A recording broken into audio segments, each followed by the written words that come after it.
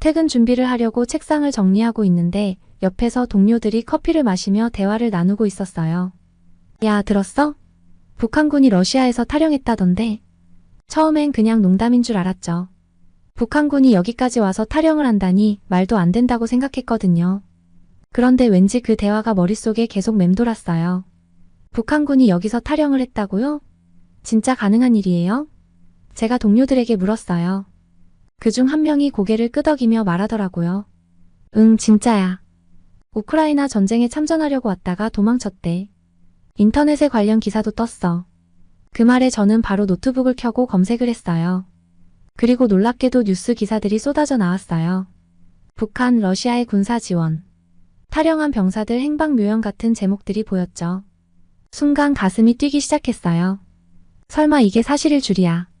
아니, 왜 탈영했을까요? 옆에서 동료가 중얼거렸어요. 북한에서 탈영한다는 건 정말 위험한 일일 텐데. 정말 그 말이 맞았어요. 북한 같은 곳에서 탈영한다는 건 목숨을 건 일이죠. 그런데도 그들은 왜 도망쳤을까요? 그 생각이 계속 머릿속을 떠나지 않았어요. 저는 기자로서 이 사건을 파헤쳐보고 싶었어요. 이건 그냥 단순한 탈영 사건이 아니었어요. 뭔가 더 깊은 이유가 있을 것 같았거든요. 그래서 북한에 대해 조사하기 시작했어요. 며칠 동안 관련된 모든 기사를 찾아 읽었어요. 근데 점점 더 북한이 아닌 다른 곳에 시선이 가더라고요. 바로 한국이었어요. 북한과 너무나도 다른 나라, 같은 민족인데도 어떻게 이렇게 다른 길을 걷게 됐을까 궁금해졌죠. 지금부터 어떤 일이 일어났었는지 한번 시작해보겠습니다. 제 이름은 이리나이고 저는 모스크바에서 기자로 일하고 있어요. 대부분의 날은 도시에서 일어나는 일들을 다루고 정치나 일상적인 문제들에 대해 기사를 써요. 그런데 몇 주 전 좀 이상한 일이 벌어졌어요. 회사에서 동료들이 대화를 나누고 있었는데 그 주제가 러시아와 우크라이나 전쟁에 참전한 북한군에 대한 이야기였어요. 처음에는 다들 농담하는 줄 알았어요. 북한군이 어떻게 우리 전쟁에 참전하려고 이 먼 곳까지 올 수 있을까 싶었거든요. 말도 안 된다고 생각했죠. 그런데 온라인에서 관련 기사를 보고 나니까 그게 전혀 농담이 아니라는 걸 깨달았어요. 여러 뉴스 웹사이트들이 북한이 러시아를 돕기 위해 수천 명의 군인을 보냈다고 주장하고 있었어요. 일부 기사에서는 북한 군인들이 도망쳤다는 내용까지 있었고요. 러시아 어딘가에 숨어있는 군인들이 있다는 이야기도 있었죠. 그 순간부터 정말 궁금해지기 시작했어요. 어떻게 북한 군인들이 그렇게 엄격하게 통제되는 나라에서 탈영을 결심했을까요? 북한은 세계에서 가장 폐쇄적이고 엄격한 나라로 알려져 있는데 말이에요. 북한의 군인들이 어떤 이유로 탈영을 선택했는지 알고 싶었어요. 그래서 직접 조사를 해보기로 결심했어요. 저는 기자로서 사람들의 눈에 띄지 않는 세부 사항을 찾아내는 일을 잘해요. 이번에도 마찬가지였어요. 북한의 참전 소식에 대한 모든 기사를 읽기 시작했죠. 믿기 어려운 보도도 있었어요. 어떤 기사에서는 이미 18명의 북한 군인들이 탈영했다고 하더군요. 읽으면 읽을수록 제가 북한에 대해 아는 게 거의 없다는 걸 깨달았어요. 어렸을 때 북한 이야기를 들은 적은 있었지만 그저 먼 나라일 뿐 저에게는 실제로 다가오지 않았거든요. 그런데 지금은 너무 현실적으로 느껴졌어요. 단순히 군인들이 탈영한 이유뿐만 아니라 북한 사람들이 어떤 삶을 사는지 더 알고 싶어졌어요. 먼저 북한의 역사를 조사하기 시작했어요. 북한은 김일성, 김정일, 그리고 지금의 김정은으로 이어지는 3대 세습 독재 체제로 운영되고 있더군요. 그들은 철저하게 나라를 고립시키고 주민들이 외부 세계와 접촉하지 못하게 하고 있었어요. 그걸 보니 북한은 마치 잠긴 상자 같다는 생각이 들었어요. 저는 그 상자 안을 들여다보고 싶었어요. 그러다 흥미로운 사실을 발견하게 됐어요. 읽고 있던 여러 기사에서 한국이 자주 언급되더라고요. 한국은 북한의 이웃이지만 두 나라는 완전히 달라요. 북한이 가난하고 폐쇄적인 반면 한국은 개방적이고 부유한 나라였어요. 그 대조가 저를 더 궁금하게 만들었어요. 어떻게 한반도에서 같은 역사를 가진 두 나라가 이렇게 다르게 발전했을까요? 처음엔 그저 북한과 전쟁 중인 나라라는 정도로만 알았던 한국이었는데 그 뒤에는 생각지도 못했던 많은 이야기가 숨어 있더군요. 인터넷을 통해 자료를 찾다 보니 한국은 단순한 군사적 대치 이상의 역사와 문화를 지닌 나라라는 걸 깨닫게 되었죠. 마침 제 사무실 근처에서 한국 문화체험축제가 열린다는 소식을 들었습니다. 호기심이 생긴 저는 시간을 내어 그곳에 가보기로 했습니다. 축제 현장은 정말 활기찼습니다. 한복을 입은 사람들이 길거리를 걸어다니고 여기저기서 한국 전통 음악이 흘러나왔죠. 제 눈에 가장 먼저 들어온 건 전통놀이를 즐기고 있는 아이들과 어른들의 모습이었습니다. 사람들이 서로 다리기, 널뛰기 같은 놀이를 하는 모습이 어딘가 낯설지만 따뜻하게 느껴졌어요. 저는 그런 광경을 바라보며 이렇게 작은 나라에서 어떻게 이런 다양한 전통을 지켜오고 있을까? 라는 궁금증이 생겼습니다. 그때였습니다. 한쪽에서 한국 역사에 대한 짧은 강연이 열린다는 안내 방송이 나왔습니다. 마침 관심이 있던 주제라 가까이 가보았죠. 강연장은 그리 크지 않았지만 꽤 많은 사람들이 모여 있었습니다. 강연을 맡은 사람은 한국인 남성이었는데 그는 한국의 역사적 사건들에 대해 간단하고 흥미롭게 설명하고 있었습니다. 한국은 분단 국가로서 많은 도전을 겪었지만 전쟁 후 빠르게 경제 성장을 이루며 전 세계에 이름을 알렸습니다. 특히 산업화와 교육 시스템의 발전이 빠르게 이루어진 것이 특징인데요.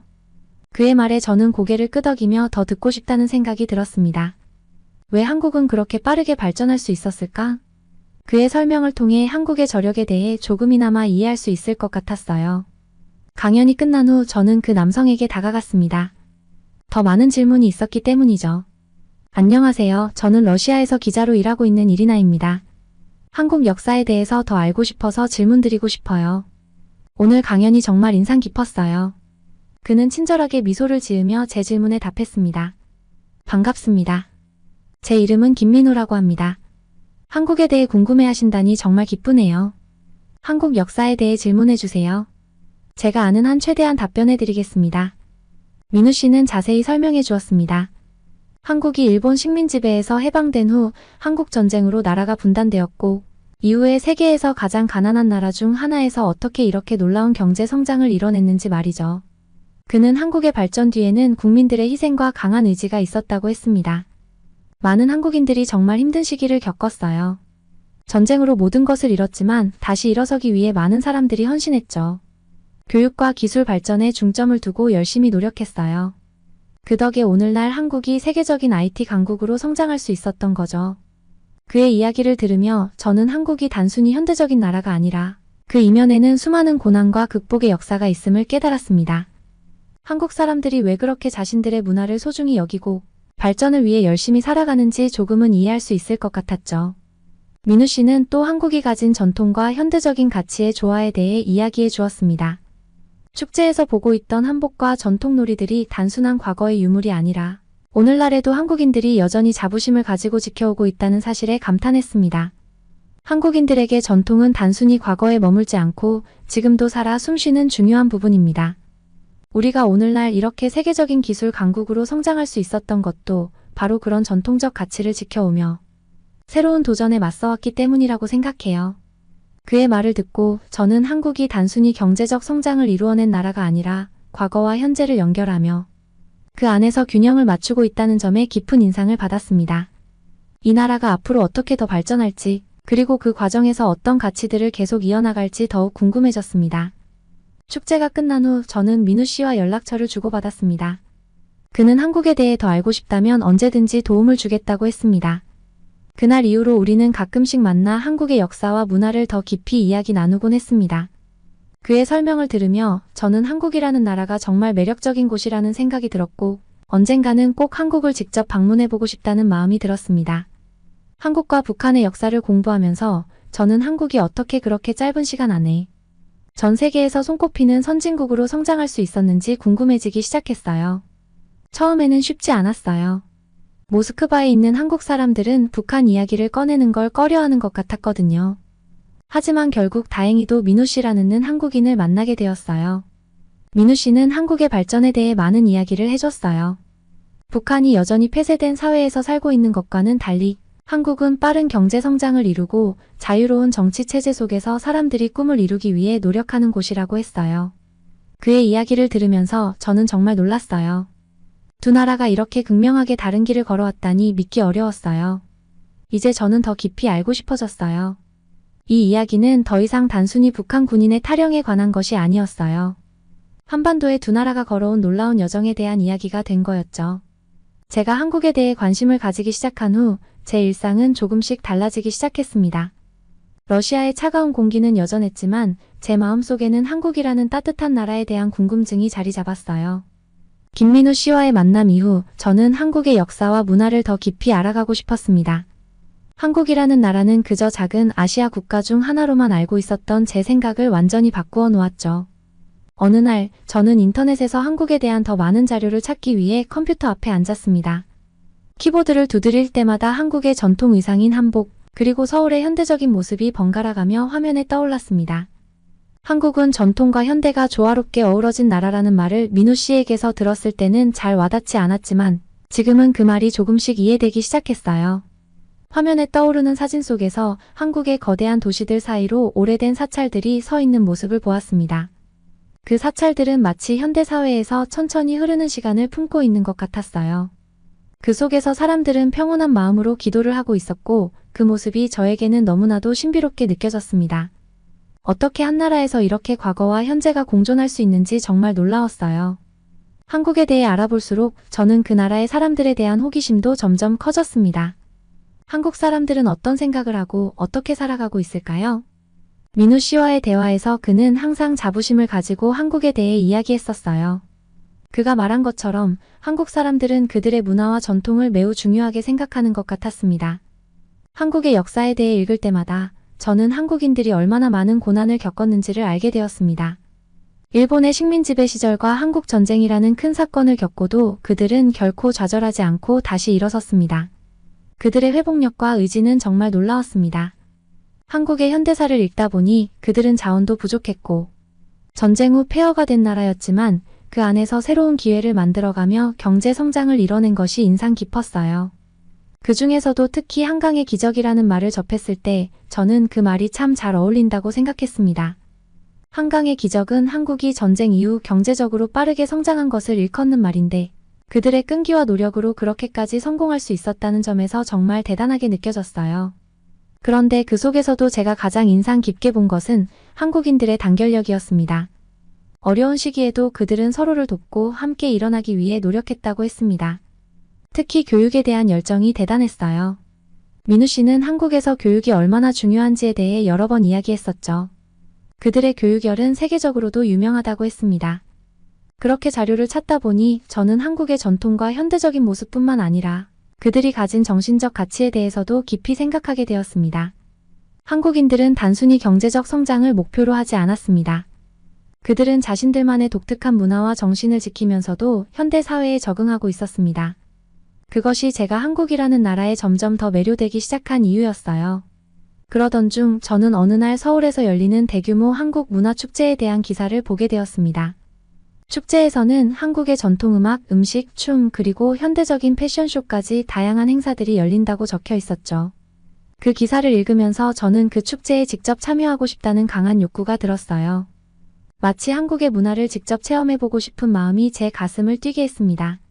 하지만 현실적으로 제가 당장 한국에 갈 수는 없었기 때문에 저는 그 축제에 대해 더 알아보고 나중에 기회가 된다면 꼭 가보리라 다짐했습니다.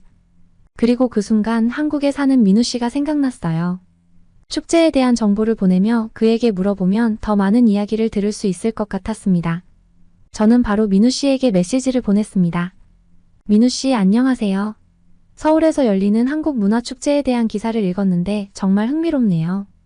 혹시 이 축제에 대해 더 많은 정보를 알고 계신가요? 한국의 문화를 직접 체험할 기회가 된다면 정말 좋겠어요. 민우 씨는 금방 답장을 보내왔습니다. 그는 그 축제가 한국에서도 굉장히 큰 행사라고 했습니다. 한국의 전통뿐만 아니라 현대적인 문화까지 함께 즐길 수 있는 기회라고 말하며 저에게 더 많은 이야기를 나눌 수 있는 좋은 기회라고 했습니다. 그의 답변을 읽으면서 저는 마음이 설레기 시작했습니다. 한국이라는 나라를 더 깊이 알아가고 싶다는 욕망이 커져만 갔습니다. 시간이 흐를수록 저는 점점 한국에 가고 싶은 마음이 커졌습니다.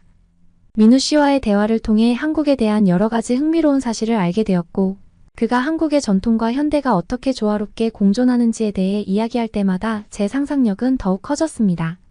제가 언젠가 그 나라를 직접 방문하여 그들의 문화를 더 깊이 체험해보고 싶다는 생각이 날마다 강해졌습니다. 한국의 이야기는 마치 끝없는 바다처럼 깊고 넓었습니다. 저는 그 바닷속에서 하나하나 배워가며 새로운 세상을 마주하는 기분이었습니다. 한국에 대해 더 많이 알게 될수록 그 나라에 대한 제 호기심은 점점 커졌습니다. 민우 씨와의 대화를 통해 한국의 역사와 문화를 조금씩 이해해 나갔지만 여전히 부족하다고 느꼈어요. 무엇보다도 한국 사람들의 생각과 삶의 방식에 대해 더 알고 싶었죠. 책이나 인터넷으로만 정보를 얻는 것과는 다르게 직접 한국 사람들과 만나 이야기를 나누고 싶었습니다. 그래서 저는 한국 문화를 체험할 수 있는 행사를 찾아보기 시작했어요. 마침 러시아에서 열리는 한국 문화체험 축제라는 행사를 발견했습니다. 서울에서 열리는 대규모 축제는 아니었지만 러시아에서 한국 문화를 체험할 수 있다는 점이 저에게는 아주 큰 기회처럼 느껴졌어요. 저는 그날 당장 그 축제에 갈 준비를 했습니다. 축제는 시내 중심부에 있는 작은 공원에서 열렸습니다. 날씨는 조금 쌀쌀했지만 한국 전통음악이 흘러나오는 것을 듣는 순간 제 마음은 따뜻해졌습니다. 저는 축제 장소에 들어서자마자 눈앞에 펼쳐진 한국의 다양한 모습에 감탄했습니다. 여러 부스들이 있었고 그곳에서는 한복을 입어볼 수 있는 체험부터 한국 전통 음식인 김치와 떡볶이를 맛볼 수 있는 곳까지 있었습니다. 사람들은 모두 웃으며 한국 문화를 체험하고 있었고 저도 그 분위기에 금방 빠져들었어요. 저는 우선 한국의 전통 음식 코너로 다가갔습니다. 작은 테이블 위에 다양한 한국 음식들이 놓여 있었고 사람들이 줄을 서서 음식을 맛보고 있었습니다. 김치의 매운 냄새가 코끝을 찌를 때마다 제 입안에는 매콤한 맛이 상상되었죠. 저는 용기를 내어 김치를 조금 집어들고 한 입 베어 물었습니다. 그 순간 제 입안 가득히 퍼지는 매운맛에 깜짝 놀랐지만 뒤이어 올라오는 시원한 맛이 입안에서 맴돌았습니다. 이게 바로 김치구나 저는 속으로 생각했습니다. 처음 맛보는 강렬한 맛이었지만 금세 익숙해졌어요. 김치는 그저 하나의 음식이 아니라 한국의 오랜 역사가 담긴 음식이라는 것을 알게 되었습니다. 민우 씨가 말한 것처럼 한국의 음식은 단순히 배를 채우는 것이 아니라 그들의 삶과 문화를 표현하는 하나의 방식이었죠. 그 다음으로 저는 한복을 입어보는 체험을 하기로 했습니다. 부스 안에는 한국의 전통 의상인 한복들이 진열되어 있었습니다. 저마다 색감이 화려했고 각각의 옷이 저에게는 하나의 예술 작품처럼 보였어요. 저는 한복을 입어보려고 천천히 다가갔습니다. 한복을 입는 과정은 조금 복잡해 보였지만 도우미들이 친절하게 도와주었어요. 한복을 입고 거울을 바라봤을 때 저 자신이 마치 다른 시공간에 있는 사람처럼 느껴졌습니다. 한국의 전통 의상은 참 우아하고 고풍스러웠습니다. 한복을 입고 나서 저는 축제 장소를 천천히 둘러보기 시작했습니다. 곳곳에 한국의 역사와 문화를 소개하는 안내판들이 세워져 있었고 한국 전쟁, 경제 발전, 그리고 현대의 한국에 이르기까지 그들의 이야기가 자세히 적혀 있었습니다. 그 중에서 특히 저를 끌어당긴 것은 한국 전쟁에 관한 설명이었어요. 한국 전쟁은 한국을 남북으로 갈라놓았고 많은 사람들에게 깊은 상처를 남겼습니다. 그 상처는 아직도 아물지 않은 채 한국인들의 삶 속에 남아있다고 했습니다. 전쟁 후 한국은 폐허가 되었지만 그 속에서도 그들은 절망하지 않고 다시 일어섰습니다. 그들의 회복력과 끈기에 대한 이야기를 읽으며 저는 한국이라는 나라가 얼마나 강한 의지를 가진 나라인지 다시 한번 느꼈습니다. 그리고 그 속에서 살아가는 한국인들이 얼마나 강인한 사람들인지도 생각하게 되었어요. 그들이 겪은 아픔을 생각하면 지금의 한국이 이룬 발전은 단순한 경제적 성공을 넘어서 그들의 정신적 승리라고 할 수 있었습니다. 그러던 중 저는 한쪽 구석에서 한국 전통 음악을 연주하는 작은 무대를 발견했습니다. 무대 위에는 한복을 입은 연주자들이 앉아 있었고 그들은 가야금이라는 전통 악기로 아름다운 선율을 연주하고 있었습니다. 가야금의 소리는 맑고도 부드러웠으며 그 음율이 공기 속을 흘러 제 가슴 깊이 스며드는 느낌이 들었습니다. 저는 그 소리에 매료되어 무대 앞에 앉아 가만히 음악을 듣기 시작했어요. 마치 시간이 멈춘 것처럼 느껴졌습니다. 가야금 연주가 끝나자 저는 그곳에서 만난 한국 사람들과 조금 이야기를 나누게 되었습니다. 그들은 모두 저에게 친절했고 한국의 전통과 역사에 대해 이야기해 주었어요. 특히 한 젊은 한국 남자가 저에게 한국의 역사에 대해 더 많은 이야기를 들려주었죠. 그는 한국이 여러 번 외세의 침략을 받았음에도 불구하고 끝까지 저항하고 나라를 지키려 했던 역사를 이야기해 주었습니다. 그들의 저항과 투쟁의 역사는 한국인들에게 자부심으로 남아있다고 했어요. 그 이야기를 들으면서 저는 한국인들이 단순히 경제적 성공을 이룬 나라가 아니라 그들의 고유한 문화와 정신을 지켜온 민족이라는 것을 깨달았습니다. 그들은 결코 쉽게 포기하지 않았고 언제나 자신들의 자리를 지키기 위해 노력해왔습니다. 그리고 그 모든 역경을 이겨낸 그들의 역사 속에는 끊임없는 끈기와 인내가 깃들어 있었습니다. 축제가 끝날 무렵 저는 한국이라는 나라가 이제 저에게 단순한 동경의 대상이 아니라 더 깊이 이해하고 싶은 나라가 되었다는 것을 느꼈습니다. 한국의 역사와 문화를 더 배우고 싶었고 그들의 이야기를 더 듣고 싶었습니다. 축제는 끝났지만 제 마음속에서는 한국이라는 나라가 이제 하나의 큰 그림으로 자리 잡기 시작했어요. 그리고 저는 그날 이후로 더 많은 한국의 책과 영화를 찾아보기 시작했습니다. 한국의 역사에 대한 다큐멘터리도 보았고 한국어 공부도 조금씩 해보려 했습니다. 한국어는 어렵지만 그만큼 매력적인 언어라고 느꼈어요. 제 호기심은 끝없이 커져만 갔습니다. 한국이라는 나라는 제가 알던 세상과는 다른 특별한 세상이었고 저는 그 세상에 조금씩 더 다가가고 있었습니다. 언젠가는 꼭 한국에 가서 그들의 땅을 밟고 직접 그들의 이야기를 들어보고 싶었습니다. 며칠이 지났고 저는 여전히 한국 문화축제에서의 경험이 생생하게 남아 있었습니다. 그 축제는 저에게 단순한 이벤트가 아니라 한국이라는 나라와 깊은 연결을 느낄 수 있는 기회였어요.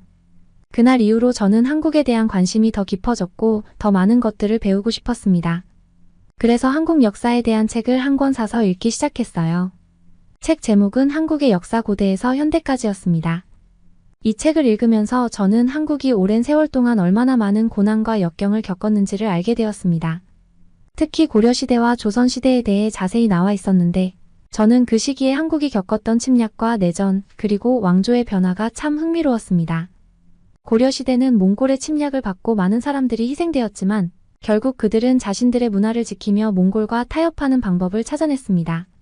그 과정에서 한국인들은 강한 자부심을 가지고 끝까지 싸웠다는 것을 알게 되었죠. 조선시대도 마찬가지로 여러 차례 외세의 침략을 받았습니다. 임진왜란 때는 일본군이 한반도를 침략했을 때 많은 사람들이 죽고 나라가 거의 무너질 뻔했어요. 하지만 그때 이순신 장군이라는 영웅이 나타나 나라를 지켰다는 이야기를 읽으면서 가슴이 뜨거워졌습니다. 그는 배가 거의 없고 병력도 부족한 상황에서도 바다에서 일본군을 막아냈습니다. 그가 남긴 말, 나는 아직 배가 12척 남아있다라는 말은 지금도 한국인들에게 용기와 희망을 주는 상징이라고 했습니다. 책을 읽으며 저는 한국이 단순히 경제 발전을 이룬 나라가 아니라 그들만의 강한 정신력과 역사를 가진 나라라는 생각이 더 깊어졌습니다. 그들이 지켜온 것은 단순한 땅이나 경제적인 것만이 아니라 그들의 문화와 정신이었습니다. 그리고 그 정신은 지금의 한국을 있게 한 가장 큰 힘이었죠. 책을 다 읽고 나니 저는 더욱 한국에 가보고 싶어졌습니다. 그들의 역사를 직접 느껴보고 그들이 살아온 땅을 밟아보고 싶었어요. 하지만 현실적으로는 당장 한국에 갈 수 없었기 때문에 저는 러시아 내에서 할 수 있는 다른 방법들을 찾기로 했습니다. 다행히 러시아에는 한국 대사관에서 운영하는 다양한 프로그램이 있었고 그중 하나가 한국어 강좌였습니다. 저는 그곳에서 한국어를 배우기 시작하기로 결심했어요. 한국어는 처음 배우기에는 꽤 어려웠습니다. 문법도 다르고 특히 발음이 러시아어와는 너무 달라서 처음엔 무슨 말을 하는지도 잘 알아듣지 못했어요. 하지만 그만큼 흥미롭기도 했습니다. 한국어는 단순히 의사소통의 수단이 아니라 그들의 생각과 문화를 담고 있는 중요한 부분이었어요. 예를 들어 한국어에는 나이와 지위를 매우 중요하게 여기는 표현들이 많았습니다. 존댓말과 반말이 있고 사람을 대할 때 그에 맞는 말투를 사용해야 했어요. 이런 부분은 한국 사회의 예의와 존중에 대한 깊은 문화적 배경을 보여주는 것이었죠. 한국어를 배우면서 저는 자연스럽게 한국의 현대 사회에 대한 관심도 커졌습니다. 그래서 저는 인터넷을 통해 한국의 뉴스를 자주 찾아보게 되었어요. 뉴스에서는 한국의 경제, 정치, 그리고 사람들의 일상에 대한 이야기들이 많이 나왔습니다. 특히 눈에 띄었던 것은 한국의 첨단 기술이었습니다. 한국은 지금 전 세계에서 가장 발전된 기술을 가진 나라 중 하나로 알려져 있었어요. 특히 삼성, LG 같은 대기업들이 세계 시장을 선도하고 있었습니다. 그들이 어떻게 그렇게 빠르게 성장할 수 있었는지를 알아보면서 저는 한국이 얼마나 노력하고 있는 나라인지를 깨닫게 되었습니다. 그 외에도 한국의 교육에 대한 이야기도 많이 들을 수 있었습니다. 한국은 교육 열정이 대단한 나라였습니다. 학생들은 아주 어린 나이부터 학교와 학원을 오가며 하루 종일 공부를 하고 좋은 대학에 가기 위해 엄청난 경쟁을 하고 있었습니다. 물론 그런 교육 시스템이 스트레스를 많이 주기도 했지만 그만큼 그들은 교육을 통해 자신의 미래를 개척하려는 열망이 컸습니다. 저는 한국 학생들이 얼마나 열심히 공부하고 노력하는지를 보면서 그들이 왜 이렇게 세계에서 두각을 나타내고 있는지를 이해할 수 있었습니다. 한국어 수업이 끝난 후 저는 매일 한국 뉴스를 읽고 한국어로 된 영화를 찾아보는 등 한국에 대한 더 많은 정보를 얻기 위해 노력했습니다. 그리고 저는 느끼기 시작했습니다. 한국은 그저 한 번의 방문으로 끝낼 수 있는 나라가 아니었습니다. 한국은 제가 더 깊이 이해하고 싶은 나라였고 그들과의 인연을 계속 이어나가고 싶은 곳이었습니다. 제가 한국에 대해 알아갈수록 한국이 얼마나 매력적이고 특별한 나라인지를 깨달았습니다. 그들의 문화, 역사, 그리고 사람들이 가진 강인함은 저에게 큰 감동을 주었어요. 그리고 그들이 보여준 따뜻함과 친절함은 제 마음속 깊이 남아 있었습니다. 이제 한국은 저에게 단순히 호기심의 대상이 아니라 저의 삶 속의 중요한 부분으로 자리 잡기 시작했습니다. 언젠가는 꼭 그 땅을 직접 밟고 그들의 삶을 직접 체험해보고 싶다는 꿈을 품게 되었죠. 한국과의 인연은 이렇게 계속 이어지고 있었습니다. 저 뉴스팀에서 한국에 대해 취재를 하게 되었는데 지원자를 받고 있었어요. 저는 그동안 그렇게 한국에 가보고 싶고 궁금해했던 찰나였는데 당장 지원해서 드디어 한국 땅을 제가 밟게 되었어요. 한국에서 기자 신분으로 일하면서 느낀 것들은 제 삶의 많은 부분을 바꾸어 놓았습니다. 처음 한국에 도착했을 때는 그저 취재할 기사 몇 개를 쓰고 돌아갈 거라고 생각했지만 한국의 문화를 이해하고 배워가는 과정은 예상치 못한 만큼 깊은 인상을 남겼습니다. 한국에 도착한 첫날, 저는 늘어난 일정에 대해 머릿속이 꽉 차 있었어요. 기자로서 한국에 온 만큼 다양한 기사들을 취재해야 했죠. 하지만 처음 도착했을 때의 감정은 제 예상과는 달랐습니다. 한국은 분주하고 활기찬 나라였고 그 활력이 저를 빠르게 휩쓸어갔어요. 바쁜 일상 속에서도 미소를 띠고 있는 사람들, 질서 정연한 거리와 깨끗한 공공장소, 어디를 가든 느껴지는 안전함이 인상적이었죠. 첫 번째로 취재한 기사는 한국의 경제 성장과 관련된 내용이었어요. 서울의 고층 빌딩들과 첨단 기술이 넘쳐나는 도시 풍경은 한때 전쟁으로 황폐화된 땅이라는 생각이 들지 않을 만큼 인상적이었어요. 저는 기자 신분으로 여러 전문가와 인터뷰를 진행하면서 한국이 어떻게 전쟁 후 불과 몇십 년 만에 이렇게 눈부신 경제 성장을 이루었는지에 대해 깊이 알게 되었어요. 한국의 경제 기적은 단순한 기술력뿐만이 아니었어요. 그 안에는 사람들의 끈기와 열정, 그리고 국가적인 의지가 담겨 있었죠. 많은 이들은 한강의 기적이라고 불리는 이 성장이 단지 정부의 노력만으로 이뤄진 것이 아니라 한국인들의 근면과 가족을 위한 희생 정신 덕분에 가능했다고 했어요. 그들의 이야기 속에서 저는 한국이라는 나라의 독특한 정신을 느낄 수 있었습니다. 기자로서 한국인의 삶을 더 가까이에서 관찰하며 그들의 강인함이 단순한 경제적 성공을 넘어선 무언가를 의미한다는 것을 깨달았죠. 취재 중 저는 한 역사적인 장소를 방문하게 되었어요. 바로 한국전쟁 기념관이었어요. 이곳은 전쟁의 상처를 간직하면서도 평화를 염원하는 마음이 담긴 장소였어요. 기념관에 들어서자마자 전쟁 당시의 기록과 사진들이 눈에 들어왔어요. 참혹한 전쟁의 흔적들이 곳곳에 남아 있었죠. 전쟁은 끝났지만 그 여파는 여전히 한국 사회의 깊은 곳에 남아있는 듯 했습니다.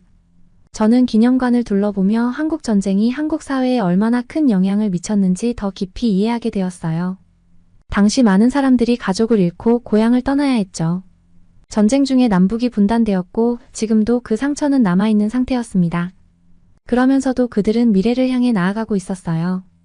기념관에서 마주한 사람들 중에는 젊은 세대도 있었고 전쟁을 직접 겪었던 노인들도 있었어요. 그들은 서로의 손을 맞잡고 전쟁의 상흔을 위로하며 미래를 이야기하고 있었죠. 그 모습을 보며 저는 한국인들이 가진 단단한 연대감을 느낄 수 있었습니다.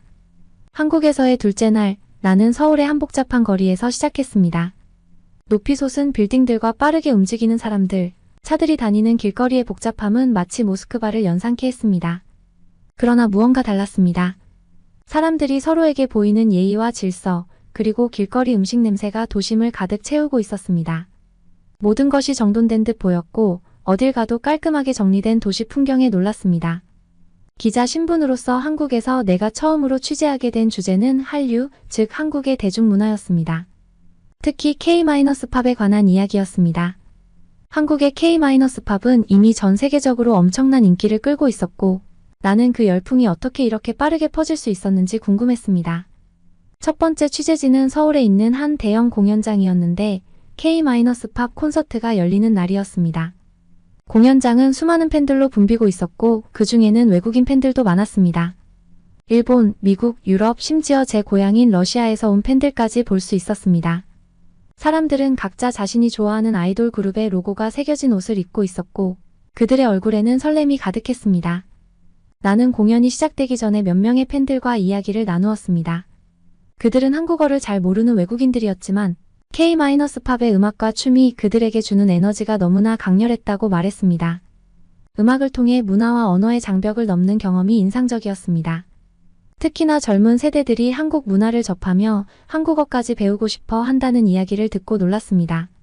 그날의 콘서트는 내게도 충격적인 경험이었습니다. 무대 위에서 보여지는 아이돌들의 에너지는 정말 대단했고 관중들의 반응도 그 열정만큼이나 뜨거웠습니다. 나는 한국의 대중문화가 왜 이렇게 강한 영향을 미치는지에 대한 실마리를 조금씩 알 수 있었습니다. 음악, 춤, 패션 등 모든 요소가 한국의 문화와 완벽하게 조화를 이루고 있었고 그 속에서 한국의 전통과 현대가 자연스럽게 섞여 있었습니다. 또한 제가 직접 체험한 한국의 문화 행사 중 가장 인상적이었던 것은 한류의 영향이었습니다. 드라마와 음악, 패션까지 한류는 전 세계적으로 한국을 알리는 강력한 문화 현상으로 자리 잡고 있었어요. 한국인들에게 한류는 단순한 유행을 넘어 그들의 정체성을 보여주는 중요한 요소라는 것을 깨달았어요. 한국을 방문한 외국인들이 한류 팬미팅이나 콘서트에서 보여주는 열정은 가히 대단했습니다. 그 후 저는 한국의 문화에 대해 취재할 기회를 얻게 되었어요. 한국은 전통과 현대가 조화롭게 공존하는 나라로 오래된 궁궐과 현대적인 도심이 한눈에 들어오는 나라였습니다. 전통 한복을 입은 사람들과 함께 현대적인 복장을 한 이들이 자연스럽게 어우러지는 모습은 한국의 독특한 매력을 보여주었죠. 특히 한식에 대해 취재하면서 한국의 음식 문화에 깊이 빠져들게 되었어요. 김치, 불고기, 비빔밥 같은 대표적인 음식들뿐만 아니라 그 속에 담긴 철학과 한국인의 삶을 반영한 음식들은 제게 신선한 충격으로 다가왔습니다.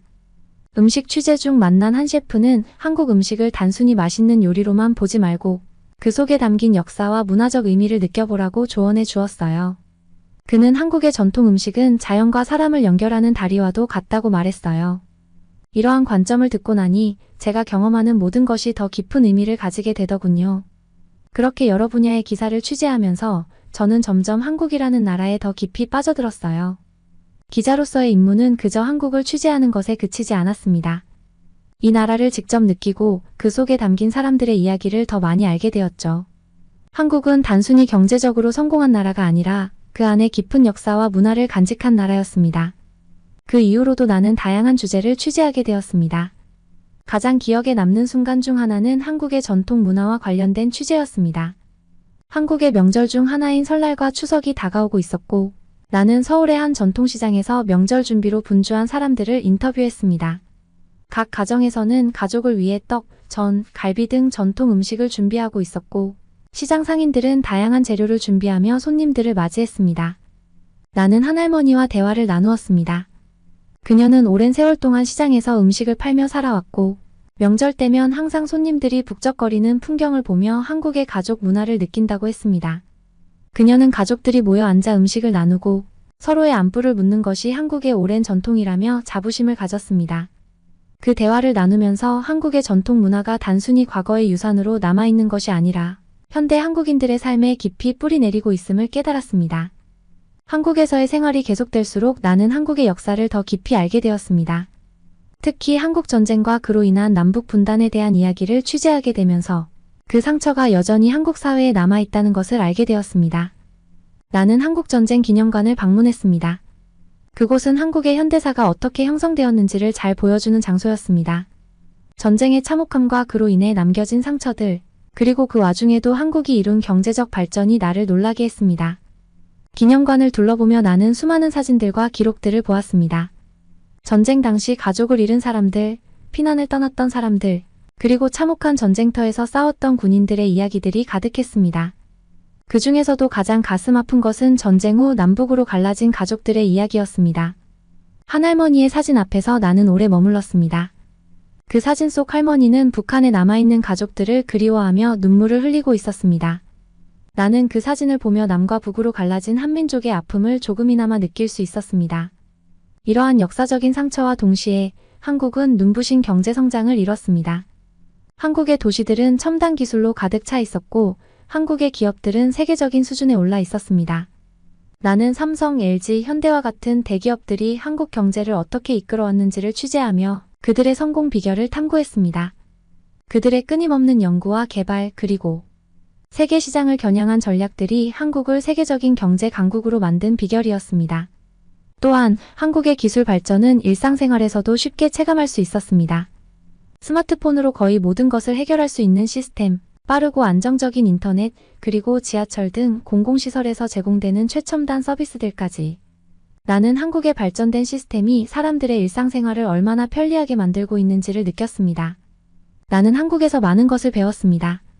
그들의 역사, 문화, 경제 발전, 그리고 사람들의 따뜻한 마음까지. 기자로서 다양한 이야기를 전하는 동안 나는 한국의 진정한 매력을 느끼고 있었습니다. 한국은 단순히 기사를 작성하기 위한 대상이 아니라 이제 내 마음속에서 중요한 부분을 차지하게 된 나라가 되었습니다. 이제 나는 한국에서의 경험을 바탕으로 한국이란 나라에 대해 더욱 깊이 있는 기사를 쓰고 싶습니다.